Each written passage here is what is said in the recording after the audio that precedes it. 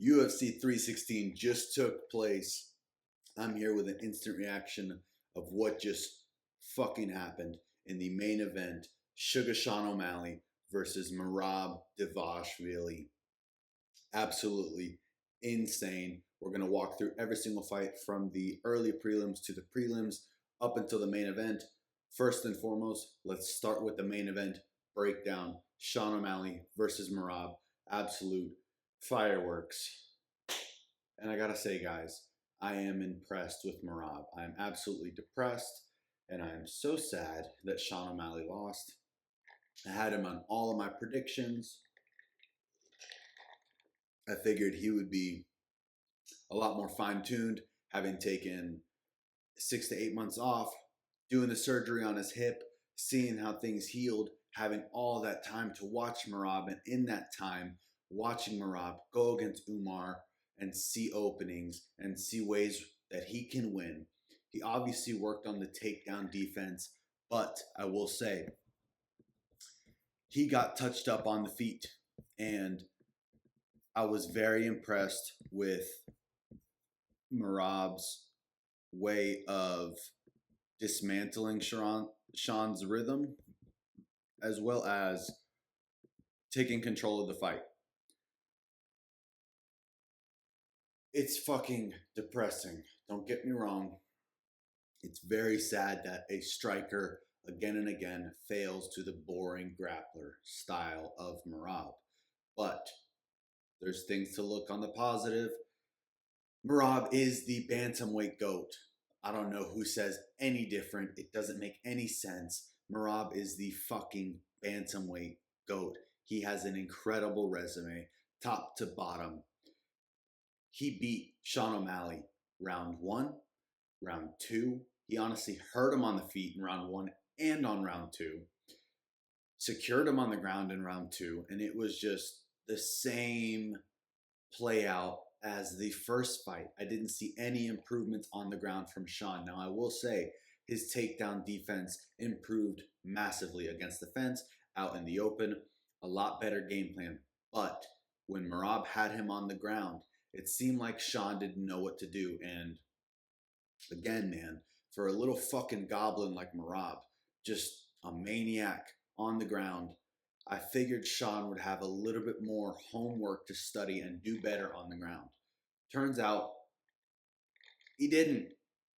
He got manhandled and ragdolled on the fucking ground. He looked like a pipsqueak. He looked like a flyweight next to Merab on the ground. And it is depressing to say that because Sean O'Malley is one of the most exciting bantamweights in the division. But Merab is just too good. Again and again, he proves why he is the bantamweight GOAT. Enough said. He submitted Sean in the third. Merab is no longer a decision merchant. He's getting finishes. He just submitted one of the best bantamweights in the division. Obviously, it's not Umar. Obviously, it's not Corey Sandhagen. It is Sean O'Malley, who does not have a great ground game. But he outdid himself. He did better on the feet than he did in the first fight. He even hurt Sean O'Malley on the feet. And I gotta say, I am impressed. And Merab deserves to be called the bantamweight GOAT from here on out. He has earned that title. He is a world-class marauder. And if he continues to fight this way, I don't know who has a chance against him.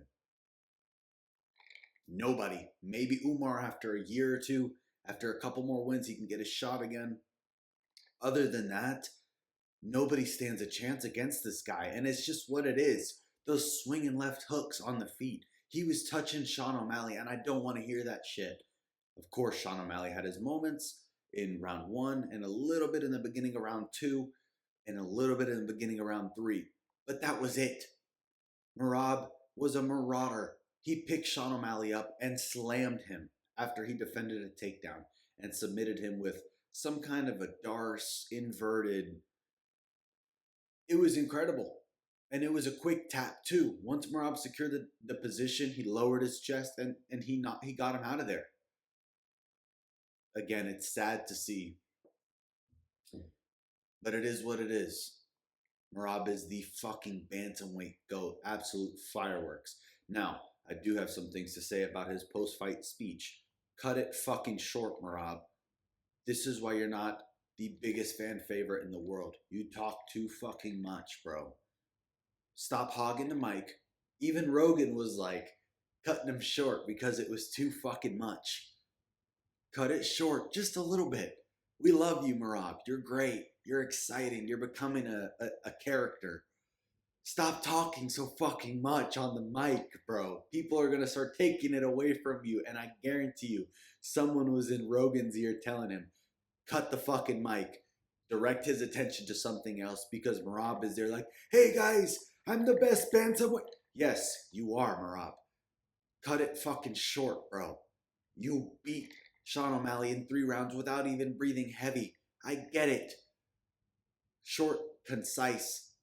Bro was talking about how smoking weed and this and that and blah, blah, blah is not good for you. Merab, we got it. You're the champ. Move on. Jesus Christ. I could not take the post-fight speech. I'm impressed. Merab looked better on the feet. He obviously has been working on finishing his fights on the ground, and he proved that in this one. I cannot wait to see him versus Corey Sandhagen later this year. Hopefully they can do it in October, November, soon. Merab does not look injured. I know he said he wanted to take most of the summer off, but come back later this year. Corey seems to be ready to go. He didn't get much fight time in his last one against Figgy. Book it. Abu Dhabi, October, November. As for Sugar, most likely he's going to take some time off and maybe come back towards the end of this year. We'll see where that takes him. I still think he's one of the best bantamweights in the world, but his ground game has got to improve. I don't know if he's strong enough, if he doesn't have enough technical skills. The takedown defense was impeccable, especially against the fence. He looked so much better, but when Merab got his hands clasped, it gave Sean O'Malley problems. We saw that time and time again in this fight. On to the next. I digress. Amazing fight. Kayla fucking Harrison versus Juliana Pena. First round, Juliana Pena upkicks her after Kayla gets the takedown. Disgraceful. Disgusting. This is why you're not the fucking champ. This is why Kayla Harrison is the fucking champ, because you cheat in your ass. With a record like 13-5, you shouldn't be a champion. I have no right to say that. I understand that. But you cannot call yourself the fucking bantamweight champion when you're throwing illegal kicks and you get taken down and you don't know what you're doing on the feet as well as on the ground. What the fuck? You are a champion. This just shows how much women's MMA is a fucking joke until it comes to the tippy top legacy fighters of women MMA. Unfortunately, they just do not have the caliber to have a deep division of 10, 15 fighters that are killers. It is usually 1, 2, 3 fighters: Valentina Shevchenko, Zhang Weili, Amanda Nunes. Who else? Who else is top level like a fucking destroyer other than Kayla Harrison, who has deserved this title, who has drained herself, to make the weight of 135. Absolutely stunning performance. She got the Kimura in round 2. It was lights out. There was maybe 8 seconds left on the clock, and Juliana literally panic tapped. We saw Kayla Harrison lock in the sub, and that was it. It was wraps. It was disgusting. I mean, absolutely horrendous. Trump was throwing up in the fucking audience. It was incredible. I've never seen anything like it in my life. This shit excites me. And then for Kayla to go out there and embrace her and give her a prayer in her ear, like, listen here, brother. We got to rally. You know, some stone cold Steve Austin shit. I love to hear it. I love to see it. Praise God. Amen. Kayla Harrison is the champion of the world in the women's bantamweight division. I love it. Her calling out Amanda Nunes with the stare down in the octagon, calling her shots as a UFC champion. That's what we love to see. Not this bullshit like Juliana fucking Pena bullshitting around, acting like she's the champ when she's not. We see it. This is the type of caliber that we end up with. I'm tired of it. Bring back good champions. Kayla Harrison is that top level, and she will prove it against Amanda Nunes. I believe I'm leaning towards her because of her activity level, because of her her pedigrees in the Olympics, how she fights. I just don't think Amanda Nunes has a chance. Unfortunately, with taking time off, her knees have not looked good. I understand she's a hard hitter on the feet, but Kayla Harrison is a fucking marauder. As for Juliana Pena, I hear the PFL has been looking for some women's fighters. Bellator is still looking, even though they're no longer a thing. Maybe she can get a job back at that restaurant place and box her old coworker. I don't fucking know. Hit the road. I'm sorry. You weren't missed. You won't be missed. You're a terrible fucking champion. This is why women's MMA sucks. We have champions like this who talk a lot of shit and can't back it up. It'd be different if she got it to round 3 or round 4 or actually landed some strikes in round 1 and 2. But she didn't. It was fucking pitiful. I hate to see that kind of performance as a champion because it just shows that you never really deserved the belt in the first place. Right? Right. I digress. On to the next. I'm looking forward to that fight. Hopefully they can do a big card towards the end of this year and headline it. Obviously with Tom and John, and have this fight right under it. Kayla Harrison versus Amanda Nunes. Legacy fights. Back to back. Boom, boom. That would sell so many pay-per-views. I digress. On to the next. Fireworks. It is 1 a.m. my time right now. The fight's just ended and I am pumped up. This is the kind of shit I live for. Now, for the fucking sleeper fest.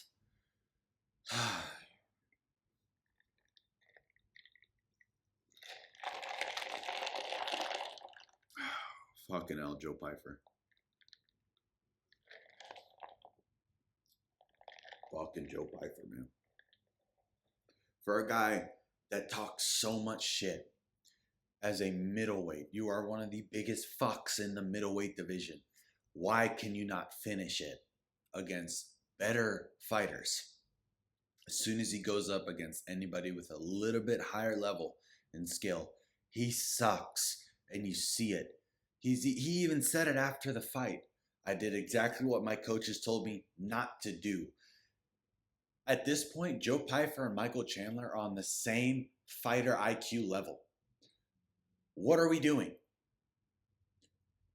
Again, you are a professional MMA middleweight fighter with reckless power, bro.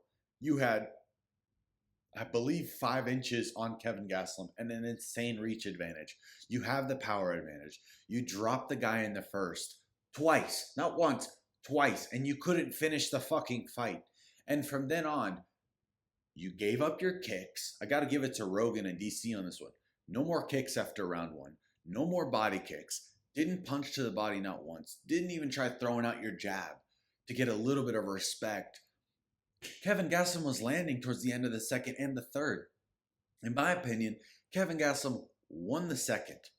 It should have been a 29-28 decision, not a 30-27. That's outrageous. Joe Pyfer looked like he was just trying to recover in round 2. Bro, I get you come back from your fucking back surgery or whatever the hell. You've been out for a while. This is your first fight back. You talk mad shit for not making it to Mexico because you got stomach poisoning. And now I'm starting to think maybe you weren't ready because Kevin Gastelum almost fucking beat you. Okay? The third round was very fucking close.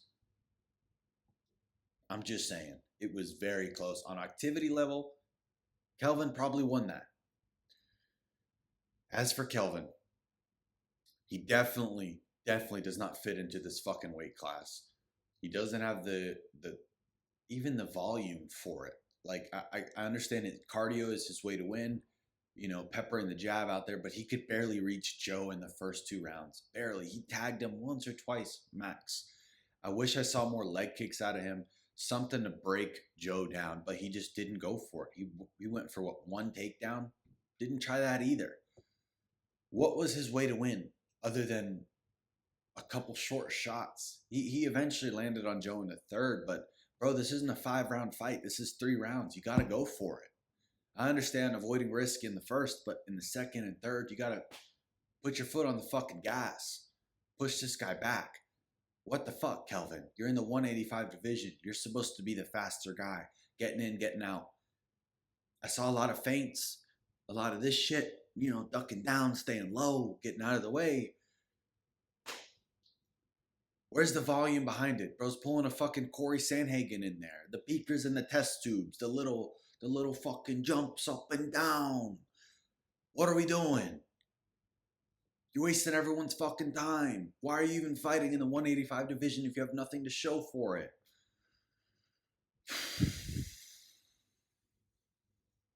Depressing. All momentum stopped. I digress. On to the next. Keep Joe Pyfer on the fucking prelims. Apex prelims. The same thing for Kelvin. Fucking prelims. Don't even think about putting these guys on a fucking pay-per-view again. Apex until they can get their name back up. Depressing. Kill all the fucking momentum. Speaking of momentum killers and fucking fraud checks, Patchy Mix, the previous Bellator Bantamweight champion,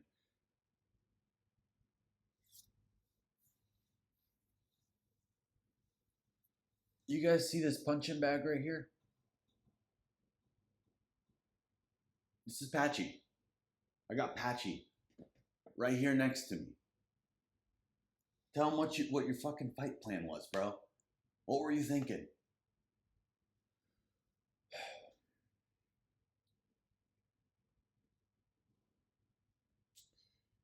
Depressing UFC debut from Patchy. I mean, it was one of the most disgusting performances from a debuter we've ever seen. This guy was a fucking champion at Bellator and PFL.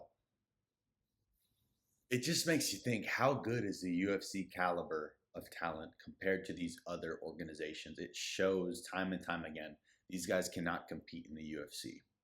Mario had a fantastic game plan. I get it. Switch stance, jab, jab to the body, jab, jab to the body, kick. It was very nice, tippy-tappy, all the way to the decision. I understand this is how Mario fights. I get it. What the fuck was Patchy's game plan, bro? He went for one takedown. I feel like one of his arms, I believe it was his left arm, because he had an orthodox stance. I believe his left arm was fucked up because he was not throwing it at all.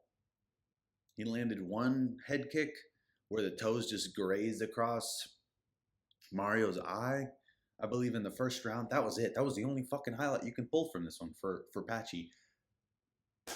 Bro, with a performance like that, in New Jersey, on the main card for your debut, go for it. Fucking go for it. We saw it with Pitbull. Now we're seeing it with Patchy. Hopefully we don't see it with the fucking featherweight that's coming up that's going against Mavzar. Hopefully we don't see it with him. But, I mean, this is just despicable. You guys are professional fighters from a different organization. This is your chance to go for it. Fucking go for it. I wouldn't be surprised if he came out and said he was injured. I would not be surprised, because the way he was fighting was very, very risk management. He didn't throw much. He didn't go for much. He didn't even attempt more than one fucking takedown. And even that one wasn't really a takedown. It was just a desperate shot. I just don't get it. I don't understand it, man. It's like, bro, this is your debut. It's like the lights were too big for him on the fucking UFC, caliber in New Jersey. Bro, you're in New Jersey. Fight against Mario. The guy has peppery shots. He's quick. He switches stances. I get it. He's like a Mexican fucking Corey Sandhagen. Throw something. He was just sitting there. Just no fucking head movement. Just sitting there taking shots over and over and over. Depressing to see. Now that Merab's the fucking bantamweight GOAT, that's great. That's amazing. Add some more depth to the fucking division. And with Patchy just coming out there flat, literally flat-footed, no fucking movement, couldn't track down the guy, depressing performance. How shit is the PFL? I digress. On to the next. Kevin fucking Holland, man. I've been saying this for a while now. Kevin Holland is a real problem at 170. He just is. He is a fucking monster, being 6'4", 6'3", lengthy as fuck. I believe his let me see here. His fucking reach is just absolutely insane. I believe it's like 81 inches or something crazy, or 82. That's like at least a 7-8 inch. I mean, he's hitting Luque from across the fucking octagon. You know, he's like fucking Fantastic Four out there, throwing punches from the other side of the world and landing. The Darce was fucking sick. Knowing that Luque just landed that on his previous opponent, the fucking Rock's little, experiment. Kevin Holland to go out there and do the same thing to him and then shout out his coaches. 10-year black belt under Travis Lutter is amazing. Bringing back American grappling. I hope Kevin Holland can take his career more seriously at welterweight because he is a real fucking problem. And I love the call out of Colby. Book that fight immediately. You know how Kevin Holland likes to stay active. 317, 318, 319. Chicago would hit with Colby being on the main card. That would be an amazing addition, especially with Dricus and Hamzat. Put that fight on the main card. Kevin Holland versus Colby, 319 in Chicago. With those two guys, that card would be electric. Book that fight. Kevin Holland is finally taking his career serious, as so it seems. Fingers crossed. He'll be able to dominate Colby. Unfortunately for Luque, it's just not looking great. His chin can definitely hold up. He took some good shots. He just got caught up in the Darce. He was looking okay, pressuring, but Kevin Holland's a fucking animal at 170, man. That was insane. To wrap up the Darce that quickly and then grab the legs. Insane. Absolutely stunning performance from Kevin Holland. I really look forward to him at 170. I know he's a shit talker. I know we all hated him for the 45-70 bullshit, but man, he came out there smoking that Luque pack. Insane. I love to see that shit. Got me hyped up. From this fight to go to Patchy Mix and then Joe Pyfer killed all the fucking momentum. Kicked those guys back to the fucking prelims, especially Mario. Have him headline some fucking main event in the Apex. I'm sorry. Until he has an exciting fight, this guy should be nowhere fucking... He shouldn't even be sniffing the fucking pay-per-views. Disgusting. Kevin Holland wins by Darce in fucking round 2. Right at the beginning. Absolutely insane. Stunning performance. Joshua Van. Another fucking beautiful fucking performance. Piecing him up. Boxing. Left hooks. Dodge. Slip. Roll. Overhand. Absolutely. I mean, he dropped Bruno like at least 4 or 5 times till he finally got the finish. Patient. Jab. Touching him to the body. Rip. Over the top. Stunning performance. And I understand the flyweight division is very finicky until you get to that top 10 range. But Joshua Van is in that top 10 range. I just hope he can continue to stay consistent and stay active because he is only 23 years old. Once he gets towards that top of the division, those guys are going to possess a real problem with experience. Bruno Silva is just not that fucking guy on the feet. And we saw that. He landed a couple strikes here and there, but nothing seeking destruction. Joshua had intent to hurt on almost every other strike. If he wasn't intending to hurt, it was a jab, touch to the body. Sharp striking skills. This is the first time in a long time I've really been looking forward to a flyweight prospect coming up the ranks. I would love to see him go against the Japanese guy and hopefully build a name for himself. I know they have some kind of Japanese fight night coming up later this year. Him versus Kaya Sakura would be a sick fight. Book it. Joshua Van likes to stay active. You can throw him in Chicago. 319. He's a fan favorite. He always brings the heat. It's always a great fight. Book him on one of those cards. You know, something to give him a spotlight. Joshua Van versus Kai Sakura, main event in Japan. Something to give this guy a real test, as well as he can build some more stardom, because flyweight, of course, always lacks a fan base. As for Bruno Silva, attempted maybe a couple takedowns, I believe. What was it? Three fucking knockdowns. Yeah. I mean, Joshua Van is a fucking monster, bro. Monster. Boxing. One of the best prospects in the game right now. I'm looking forward to see how the rest of his career plays out. I digress, and we're on to the next. Brenson Ribeiro versus Azamat Murzakanov. The fucking professional. I cannot believe they put this guy up against Johnny Walker, and Johnny Walker pulled out. Thank God Johnny Walker pulled out. That probably would have been the end of Johnny Walker's career. The fucking professional, man. This guy is a monster. I believe he is a southpaw, if I'm not wrong. Sharp on the feet. Landed right on the temple towards the middle of round one. I know Ribeiro is chinny. I understand that, but he took some big shots before that point. He got rocked, and in my opinion, the finish was a little bit late, because obviously Ribeiro was fucked up on the ground. He was taking some heavy strikes, and for a guy that's already a bit chinny, to take some more fights and to take some more punches on the ground, that's kind of fucking sad, especially in this weight class. I hope he can take some time out and come back and look better than ever. He did all right, but man, Azamat is a fucking destroyer. This guy is... He needs some kind of push from the UFC, and hopefully he gets a big name in his next fight. Somewhere in the top 10, top 15, a good name, a fight night main event. I hope he can get some kind of stardom, because he definitely deserves it with the way he fights, especially in the 205 division that's not very deep. We need more stars in those bigger divisions: heavyweight, light heavyweight, middleweight. We need some stars in those divisions. Azamat Murzakanov can be that guy. I know he's a little bit older, but damn, can he fight, bro. He can fight. I'm looking forward to the rest of his career and where the UFC decides to book him next, because he took no damage in this fight. He should be back very quickly. I hope they can bring him back within the next couple pay-per-views, or maybe a main event coming up. I'd love to see that.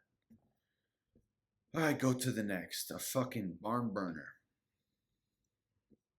Fucking salsa boy. Salsa fucking boy. Salsa all over the fucking octagon. You know, showboating and shit. You know, showboating only gets you so far when you're landing really good strikes. You know, you're landing heavy shots, but it's Sergey Spivak. The fucking polar bear from Moldova. He unfortunately has the worst game plan. He might be below Michael Chandler in fighter IQ by just walking forward with his hands up like this. Walking forward, you know, overhand, overhand, overhand, walking forward, overhand.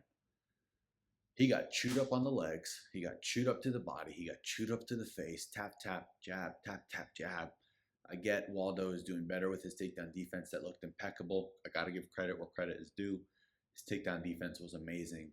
But I would love to see a little bit more striking past the first fucking round. Is that too hard to ask from heavyweights?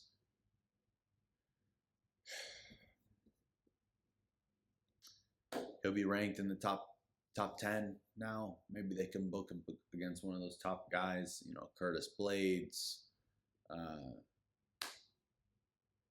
Gan, Volkov.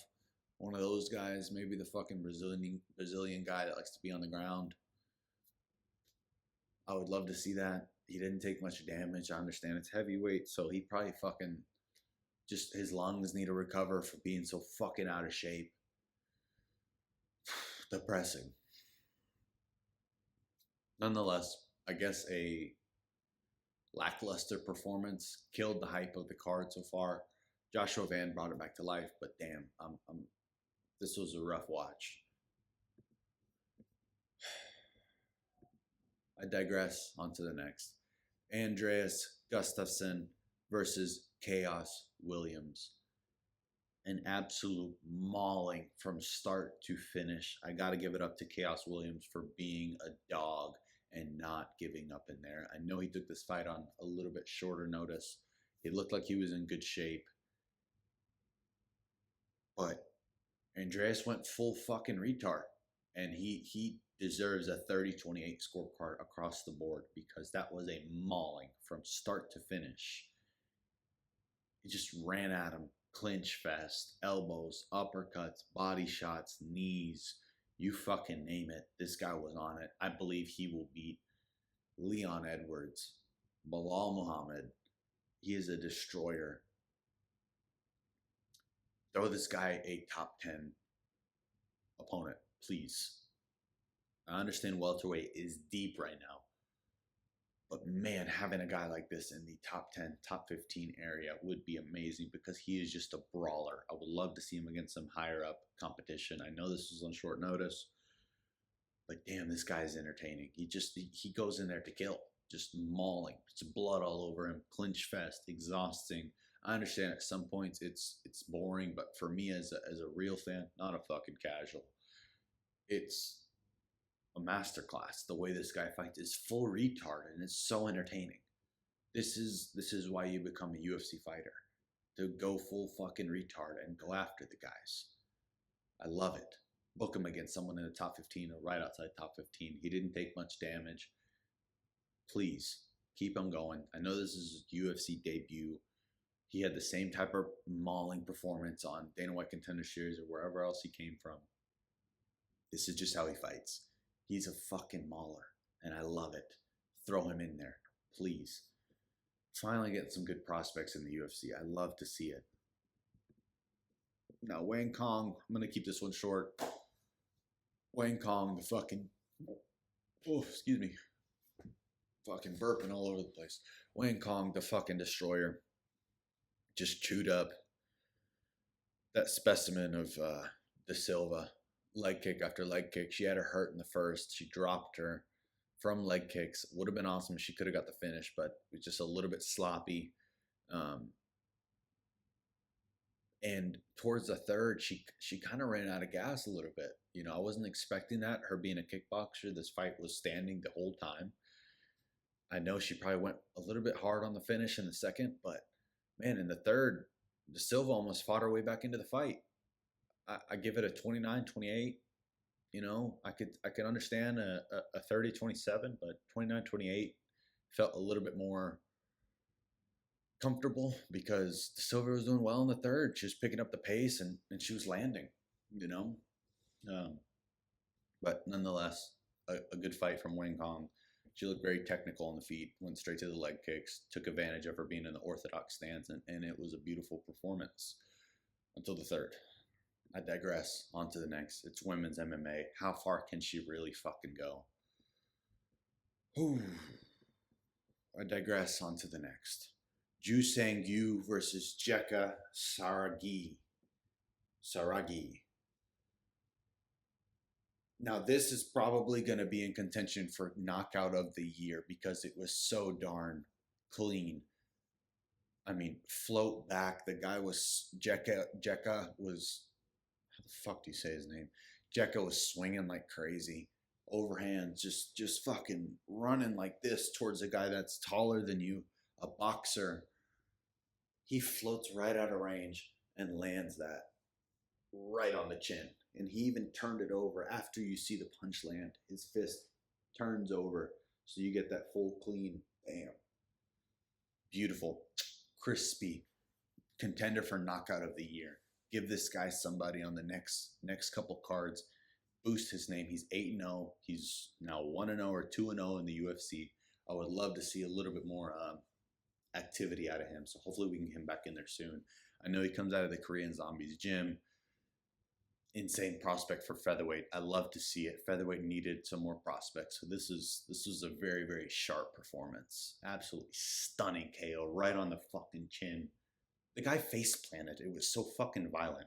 I love to see that shit. This is why I watch the UFC.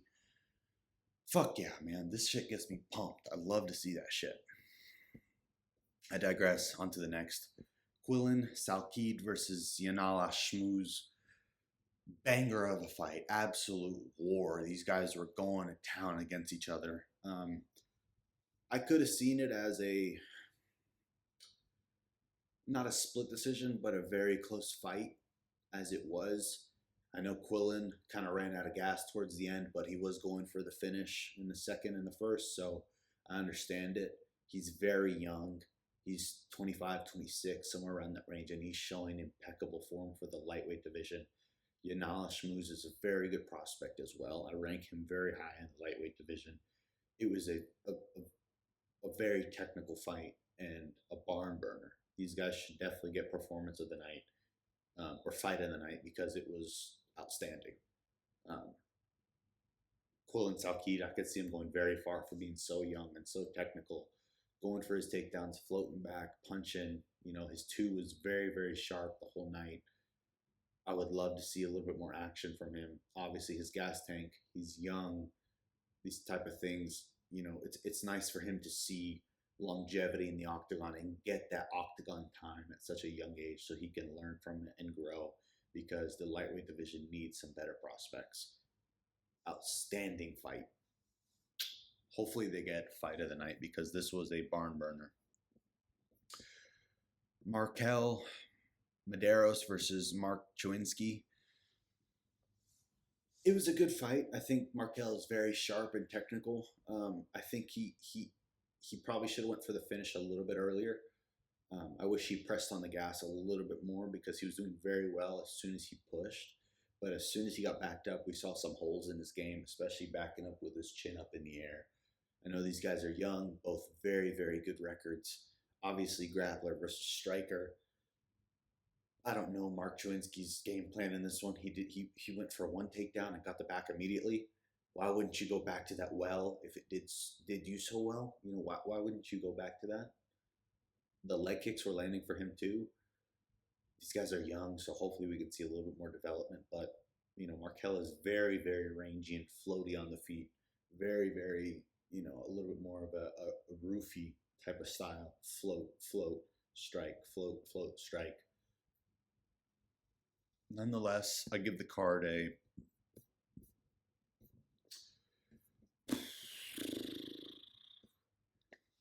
probably a 7 out of 10. I feel like the prelims were better than the main card, but as expected nowadays in the UFC, that's most pay-per-views.